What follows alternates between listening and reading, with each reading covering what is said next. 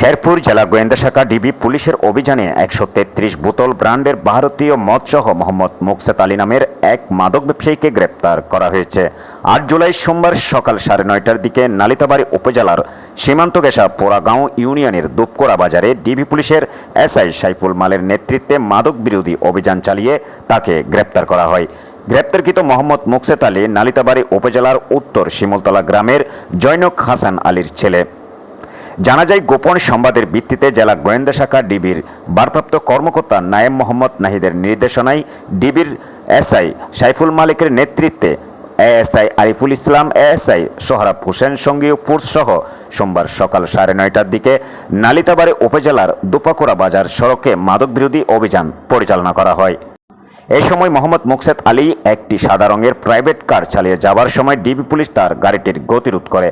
পরে ওই private car তল্লাশি করে 750 SL এর Royal Stag, Royal Green Blender, Sprite ও সিগনেচার হুইস্কি নামের 133 বোতল ভারতীয় মদ উদ্ধার এবং মুকসেত আলীকে আটক করা হয়। উদ্ধারকৃত মদের আনুমানিক মূল্য 5 লক্ষ টাকা।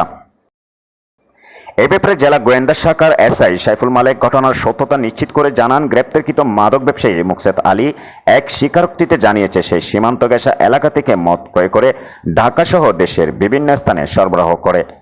এই ঘটনায় নালিতাবাড়ী থানায় 1974 সালের বিশেষ ক্ষমতা আইনে একটি মামলা দায়ের করা হয়েছে। সোমবার দুপুরে গ্রেপ্তারকৃত মাদক কারবারি মুকসেত আলীকে আদালতে সোপর্দ করেছে ডিবি পুলিশ।